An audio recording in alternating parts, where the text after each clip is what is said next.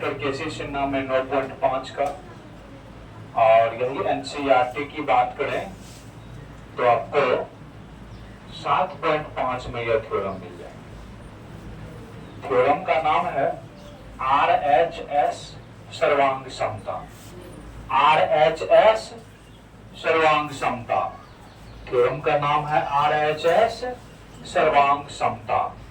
R for right, H से hypotenuse, S से side, यानी राइट हाइपोटेनियस साइड, समकोण कर्ण भुजा, समकोण कर्ण भुजा।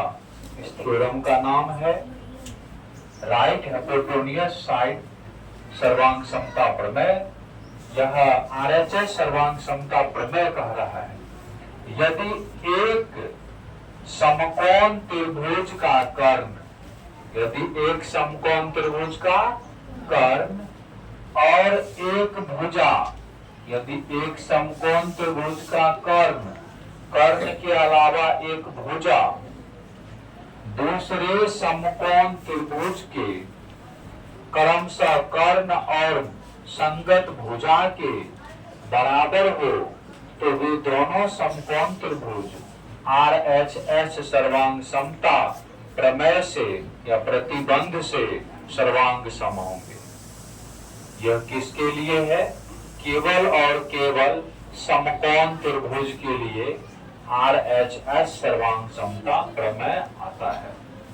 तो RHS सर्वांग समता प्रमेय सर्वांग सम होने के लिए क्या चाहिए? 3 चीज चाहिए, 3 कंडीशन है। पहला, त्रिभुज समकोण होनी चाहिए। दूसरा क्या होना चाहिए? कर्ण दोनों का बराबर होना चाहिए। तीसरी, एक संगत भुजा बराबर होनी चाहिए। तब RHS सर्वांग समता प्रतिबंध से त्रिभुज सर्वांग सम होंगे। जैसे मान लेते हैं यह ABC एक समकोण त्रिभुज है जहां पर B समकोण है, और इसी टाइप्स की एक और त्रिभुज हम लोग मान लेते हैं, है ना?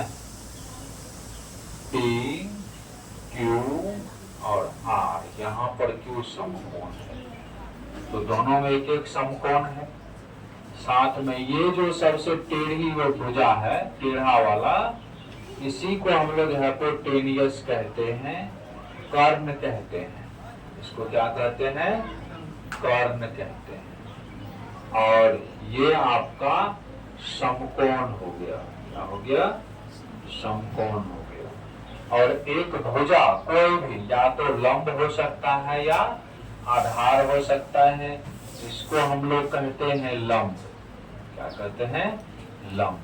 और ये जो भुजा हो गया वो हो गया आधार हो गया।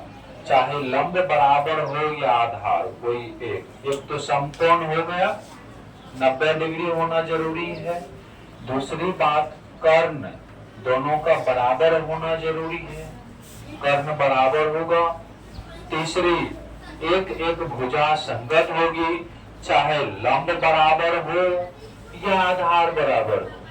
लंब बराबर हो या आधार बराबर हो, कोई एक बराबर होनी चाहिए, तब जाके दोनों त्रिभुज RHS सर्वांग समता प्रतिबंध से सर्वांग सम होंगे। बस इतना ही बात ध्यान में रखिएगा, आपका प्रश्न का हल हो जाएगा। यहाँ से मान लेते हैं यह समकोण, कर्ण और एक यह भुजा बराबर है, यह एक भुजा बराबर है। सेम सिंबल लगा दिए। माना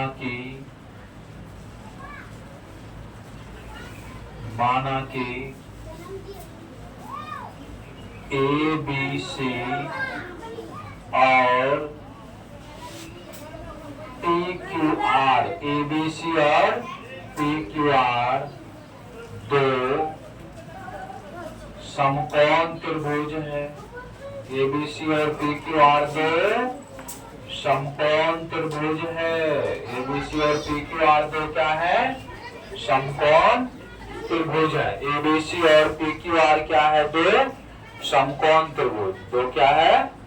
समकोण त्रिभुज है यहाँ पर, जिसमें एबीसी और पीक्यूआर दो समकोण त्रिभुज है, जिसमें एसी जो है वो पी आर के बराबर है ना, और इससे पहले समकोण कोण बी जो है वो कोण क्यू के बराबर कहां से है? समकोण से। कहां से है? समकोण है, या समकोण से दोनों क्या है? समकोण माने 90 डिग्री का कोण। दूसरी कर्ण AC जो है वो AC के बिल्कुल सवाल इसी तरह से आपको दिया जाएगा, है ना, AC PR के बराबर। ये कहां से है? कहां से बराबर है? कर्ण से। कहां से? कर्ण बराबर है ना, ये कर्ण बराबर है, ये डबल का सिंबल इसकी बराबर। और एक भुजा जिसको हमने BC पे माना है, BC बराबर QR, है ना, यह भुजा से, किससे? भुजा से बराबर है। समकोण कर्ण भुजा, समकोण कर्ण भुजा, समकोण कर्ण भुजा। RHS सर्वांग समता, सर्वांग समता प्रमेय से या प्रतिबंध से, प्रतिबंध से त्रिभुज ABC कंजुगरेंसी ऑफ ट्रायंगल PQR, ये दोनों सर्वांग सम होंगे। बस जब आपका प्रश्न दिया रहेगा बुक में तो ये समकोण कह देगा, और कर्ण का कुछ मान दिया रहेगा, सांख्यिक मान, न्यूमेरिकल वैल्यू रहेगा, और एक भुजा का भी न्यूमेरिकल वैल्यू वहां पर दिया जाएगा, अर्थात सांख्यिक मान दिया जाएगा, और हम लोग उस सांख्यिक मान के आधार पर लिखेंगे। यही RHS सर्वांग समता, है ना, प्रमेय है, जिसको हमने आपको समझा दिए किस तरह से देखना है। इसका प्रूफ और तरीका से होता है, इसको नोट कीजिए।